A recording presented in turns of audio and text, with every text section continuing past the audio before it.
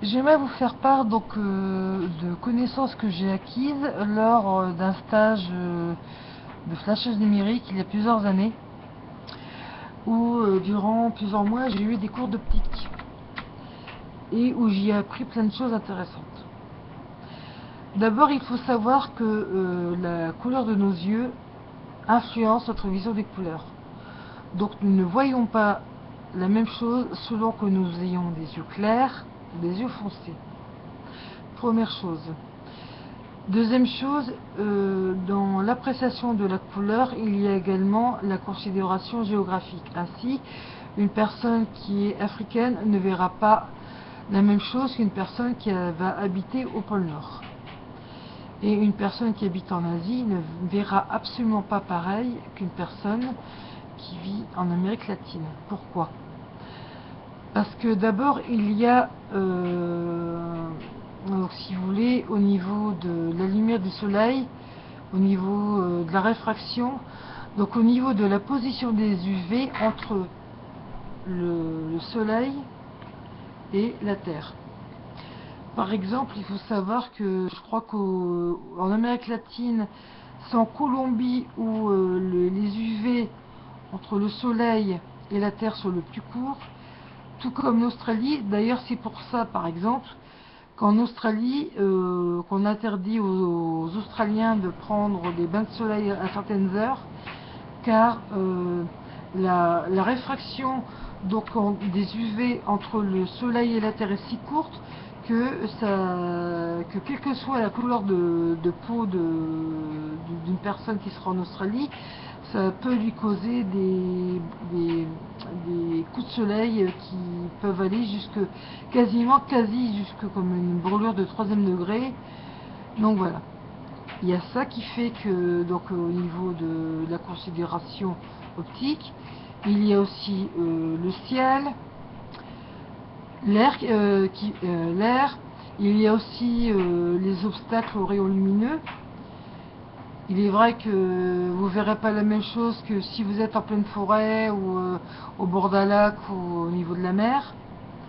Donc il y a aussi l'eau, la réflexion, l'air, la lumière, la météo selon que vous êtes dans un pays chaud ou dans un pays froid. Et enfin, il y a aussi une appréciation culturelle.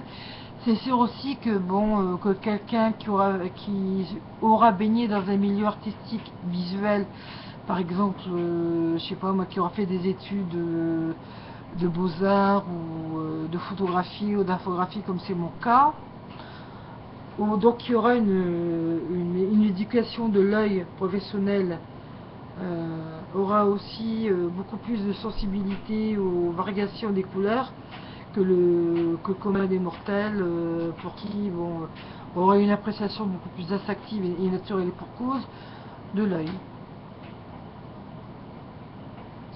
Et un homme ne voit pas pareil qu'une femme, parce qu'il y a aussi l'aspect hormonal, ça il faut le savoir. Et hélas, il y a aussi une chose qui est en train de tuer nos yeux, notamment nos rétines, c'est les fameuses lampes basse consommation qu'on appelle les LED, qui sont en train de bouffer, littéralement de brûler les rétines, parce que ça demande plus d'efforts de concentration. Au niveau de l'optique, c'est carrément gravissime pour l'humain.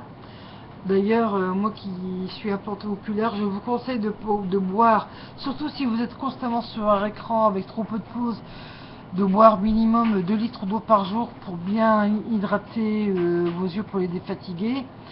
Si vous pouvez, toutes les heures et demie, essayer de faire une pause au moins de 2-3 minutes. Bon ben vous êtes à votre bureau, vous fermez simplement vos yeux de 3 minutes, voire même 5 minutes, et vous les rouvrez. Et aussi important, lorsque l'on travaille en informatique ou alors lorsque l'on travaille sous lumière électrique, il est important de faire des pauses oculaires, c'est-à-dire qu'il faut littéralement sortir dehors, regarder la lumière du jour, mais je sais que malheureusement ce n'est pas tout à fait possible.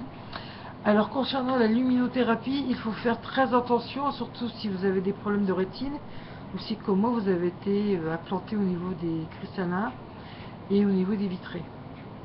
Donc voilà. Et bien sûr aussi la vue, vous ne voyez pas pareil de quand vous êtes bébé, petit enfant, adulte, et après lorsqu'on vieillit, il y a aussi les hormones, la santé, etc., etc. Voilà, donc je vous ai fait un très très court sur l'optique. Comme d'habitude, si vous avez des questions, c'est en dessous de la barre d'infos. Au revoir.